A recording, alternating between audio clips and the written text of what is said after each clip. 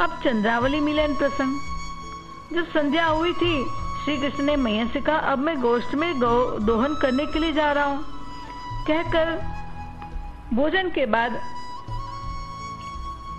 सखा संग कृष्ण निकले गौ दोहन के लिए, परंतु सुबह सखा को लेकर गोवर्धन की तरफ सखीथरा गांव पड़ता है, उधर गमन कर किया। श्री कृष्ण कहते, सखा, अस्ताचल के शिखरों में क्रमशः छिपते जाने के कारण सूर्य का हल्का ताप संध्या के थोड़े थोड़े अंधेरे का विस्तार करता हुआ संतोष प्रदान करता है। यानी सखी मिलन की तड़प है, अंधकार मिलन में सहयोगी है। श्री कृष्ण को ये अंधकार संतोष दे रहा है। सुबल कहता है, कृष्ण, आज गोदोहन की उपेक्षा कर लालायित हो यहाँ कैसे आए हो?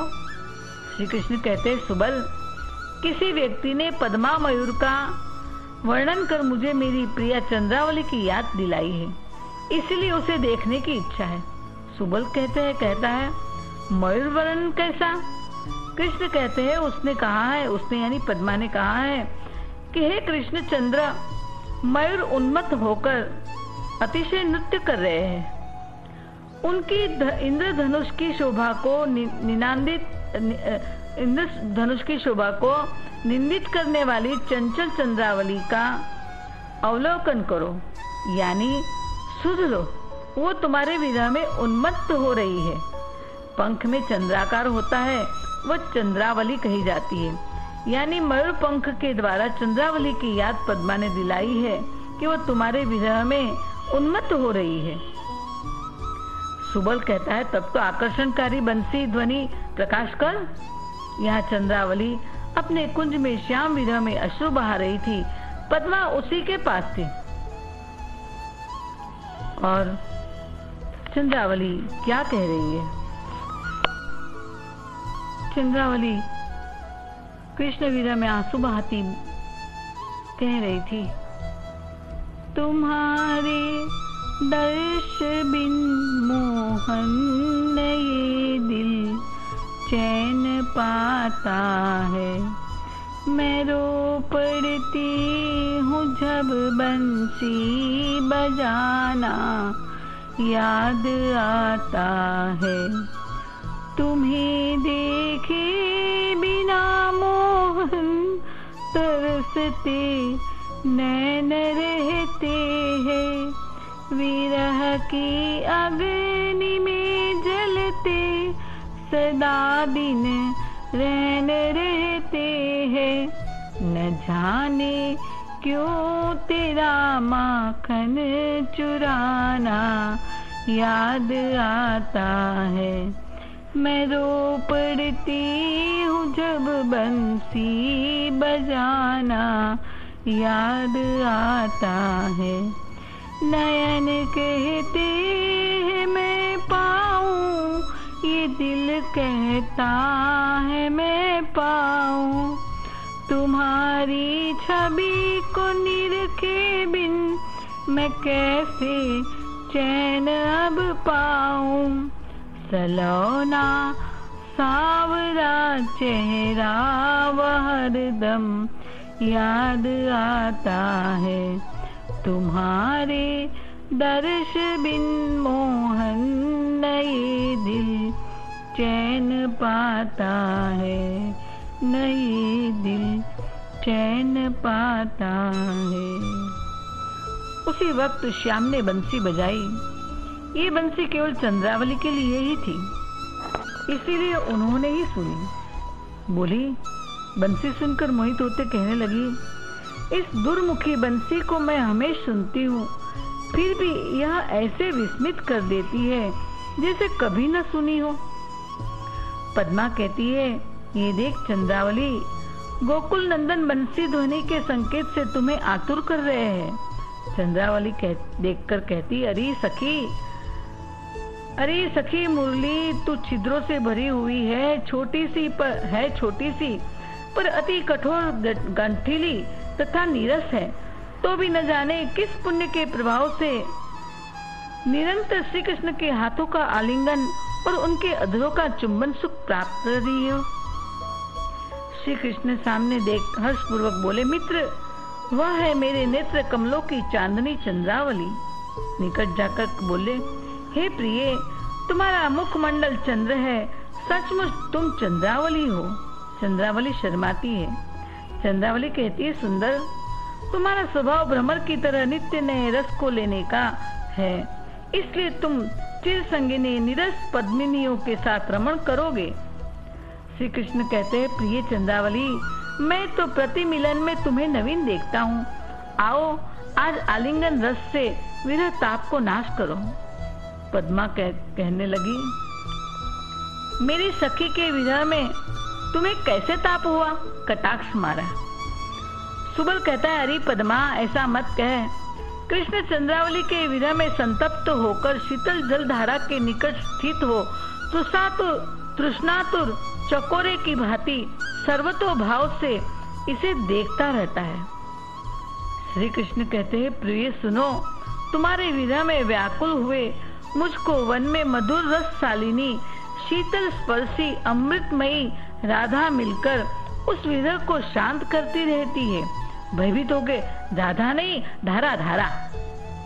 चंद्रावली ईर्ष्या से रोष युक्त बोली, जाओ राधा की ही सजाकर सेवा करो। श्री कृष्ण कहते हैं, प्रिय, मैंने धारा कहा है। चंद्रावली कहती है, दोनों वर्ण उल्टे कैसे हो गए? कृष्ण कहते, दोनों वर्ण उल्टे हुए या दोनों कानों ने उल्टा समझा है? चंद्रावली कपटपूर्ण प्रसन्नता सहित बोली, हे देव, तुम समस्त गोकुल वासियों के जीवन स्वरूप हो। तुम्हारे सर्व शुभ कार्य गुणों को कौन हत बुद्धि स्त्री सहन नहीं करती, इसीलिए हत बुद्धि नाराज शंका युक्त नहीं हूँ, मैं सह रही हूँ। कृष्ण कहते हैं मन में, यह चंद्रावली धार है, नायिका है। धार यानी नायिका है, मगर सच में क्रोध में है। अतएव मुख माधुरी से भारी क्रोध मुद्रा को छिपाए हुए है। स्पष्ट के रूप में बोले श्री कृष्ण, हे प्रिय, गौरव विष को यानी मीठे विष को उगलना व्यर्थ है। इससे क्रोध युक्त वचन ही अच्छे हैं। दिल सच्चा और चेहरा झूठा। चेहरे पे मीठा बोल रही हो पर भीतर दिल में तो क्रोध है, तो क्रोध भरे वचन ही भले है मीठे विष से। चंद्रावली कहती है, गोकुलानंद, बहुत वाचालता कर मैंने तुम्हारा अपराध किया है, इसीलिए तुम्हें मुख नहीं दिखा सकती हूँ, मैं घर जा रही हूँ। श्री कृष्ण विनय पूर्वक बोले, हे प्रिय, प्रसन्न हो, हाथ जोड़ रहा हूँ। चंद्रावली कहती है, हे सुंदर, मैंने तो सहज बात कही है, फिर तुम मेरे प्रति खामखा क्यों शंका कर रहे हो कि मैं नाराज क्रोध में हूँ? अतः मुझे भद्रकाली के दर्शन हित जाने की अनुमति दो। इतना कहकर पद्मा के साथ चंद्रावली चली गई। श्री कृष्ण कहते हैं, हे सखे, चंद्र रूपी चंद्रावली को क्रोध रूप राहु ने आच्छादन कर लिया है, इसलिए मेरे चित्त आकाश में अब वह नहीं दिखती है। उसे पा न सकूंगा, आशा नष्ट हो गई और मुझे अंधकार दिख रहा है। सुबल कहता है, प्रिय मित्र, ऐसा क्यों कहते हो? मुझे तो वह वाम भाव में यानी प्रतिकूल नहीं दिखती है। कृष्ण कहते हैं, मित्र, महत् पुरुषों के स्वभाव अति दुर्जय होते हैं। मीठा बोलना केवल उनका बाह्य भाव था, मुझको अब आंतरिक भाव में क्रोध का अनुभव हो रहा है। आओ उस मनोहर केसर कुंज में प्रवेश कर चंद्रावली के संगम के लिए उपाय करते हैं। कृष्ण बोले, सखे देखो उस व्याकुल श्रेणी से सुशोभित निकुंज वीथी को। उसकी दक्षिण दिशा में तो सरोवर है, वाम दिशा में वापी यानी बावड़ी है और सब दिशाओं में जल प्रणाली सुशोभित हो रही है। इसलिए यह श्री राधिका हमें आनंद प्रदान कर रही है। यह राधिका अतिशय जलमयी बावड़ी को कहा है और ये केशर कुंज को भी कहा है। तो सुबल कहते हैं, श्री राधिका शब्द सुनकर सुबल को नांदी मुखी का संदेश याद आया। राधा श्री कृष्ण की राह देख रही होगी, मुझे उसने श्री कृष्ण को राधा की याद कराने कहा था।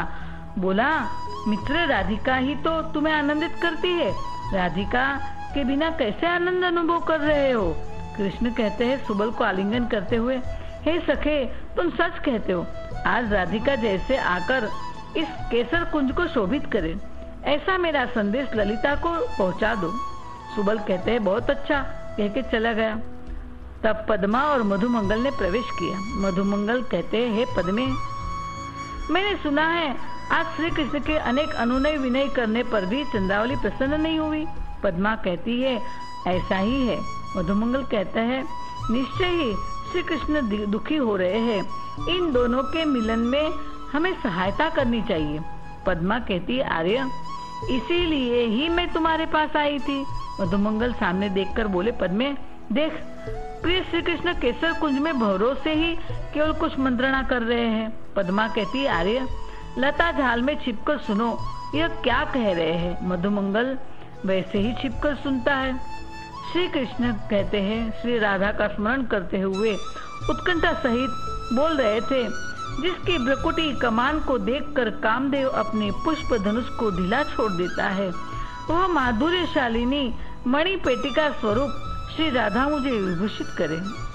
नाम राधा का नहीं बोला, लेकिन ये कहा कि वह माधुर्यशालिनी मणि पेटी का स्वरूप मुझे विभूषित करे। मधुमंगल कहता है पद्मे ये उत्कंठा सहित तुम्हारी प्रिय सखी चंद्रावली के गुण गा रहे हैं, अतः तू जल्दी जाकर चंद्रावली को ले आ। पद्मा कहती है आर्य अच्छी प्रकार सुनकर देखे किसका गुणगान गा रहे, क्योंकि ये बहुवल्लभ है। श्री कृष्ण कहते हैं पुनः उत्कंठा सहित बोले आहा, वह अपनी मुख सुषमा से पूर्णिमा के चंद्र को भी पराजित करने वाली है। मधुमंगल बोला पद्मे इसके बाद और कुछ सुनने का प्रयोजन नहीं है, आओ शीघ्र चलते हैं। पद्मा कहते ठीक कहते हो। दोनों शीघ्रता से चले। पद्मा कहते आर्य मैं तो कहती हूँ मानिनी चंद्रावली के अपने आप आने पर उसका निरादर होगा, इसलिए लौट कर जाए और श्री कृष्ण को सूचित करे। मधुमंगल कहता है ठीक है। मधुमंगल कहता है सुंदर सलाह दी है। मधुमंगल श्री कृष्ण के पास पहुँचे और बोले प्रिया मित्रा, मैंने छिपकर तुम्हारे सब उत्कंठा युक्त वचन सुने हैं, इसलिए आज्ञा दो, तुम्हारे प्रिय वल्लभ को शीघ्र बुला लाता हूँ। श्री कृष्ण प्रसन्न। जब मधुमंगल ने कहा कि मैं तुम्हारी प्रिय वल्लभा को शीघ्र बुला लाता हूँ, श्री कृष्ण प्रशंसा करते आलिंगन कर बोले मित्र मेरे ऊपर अनुग्रह कर उसे शीघ्र ले आओ। मधुमंगल लौटकर पद्मा के पास आए। श्री कृष्ण भाव में ओहो, परम उत्कृष्ट प्रेमियों की कैसे प्रेम उत्कंठा करता है, कैसा आश्चर्य है। निकुंज कुटीर में भ्रमर गुंजार करे तो लगता है प्रिया के नूपुर की ध्वनि आ रही है। वायु से तृण आदि हिलते हैं तो हृदय में आशंका होती है कि प्रिया सामने आ गई है। उसी वक्त पद्मा मधुमंगल संग चंद्रावली के द्वार पर प्रवेश करती है। चंद्रावली कहती है सखी पद्मे, यही बकुल कुंज है क्या जो सामने दिख रही है? श्री कृष्ण कहते हैं नुपुरों की आवाज सुनकर बोले हाय, भ्रमरों की शंकाओं से बहुत बार मैं भ्रम में पड़ा हूँ, अब उठकर सत्कार करने में जल्दबाजी करने का कोई प्रयोजन नहीं, यह कहकर उद्वेग प्रकाश करते हैं। फिर कानों को खड़ा कर यह क्या, सामने से ही भूषणों की ध्वनि आ रही सुनाई दे रही है। यह कहकर गर्दन उठाकर उत्साह पूर्वक सचमुच मेरी प्रिया आ रही है, यह कहकर शीघ्रता से चंद्रावली के पास आकर बोले अरे हृदय मधुर गति शालिनी मंगलाभा राधिका लता मुझ पर प्रसन्न हो गई है। यह वाक्य कहने पर चंद्रावली ईर्षा सहित मधुमंगल की तरफ देखती है। मधुमंगल कहता है सखी चंद्रावली, मंगल राधिका तुम मंगल भार से श्रेष्ठ हो रही हो, इसलिए मंगल राधिका बोले है, तो श्री कृष्ण तुम्हारी ही ऐसी स्तुति कर रहे हैं। श्री कृष्ण विस्मित हो मन ही मन में ओहो मधुमंगल क्या चंद्रावली को यहाँ ले आया है? ठीक है जो हुआ, मधुमंगल की बात को ही निभाता हूँ। स्पष्ट रूप में बोले बंधुजन, अनुरागिनी चंद्रावली को अनायास ही आज प्राप्त किया है। चंद्रावली लज्जा पूर्वक श्री कृष्ण के गले में वैजंती माला डालती है। पद्मा कहती है आर्य चलो पुष्प बिने। मधुमंगल और पद्मा जाते हैं। श्री कृष्ण मन में सोचते हैं मुझे लगता है इस कुंज में श्री राधा आने वाली है, इसीलिए अन्यत्र चले जाना चाहिए। स्पष्ट रूप में बोले प्रिय, सामने नजदीक नागर विलासोचित नाग केसर का वन है, आओ वहीं चलते हैं। और दोनों भी वहीं गमन करते हैं।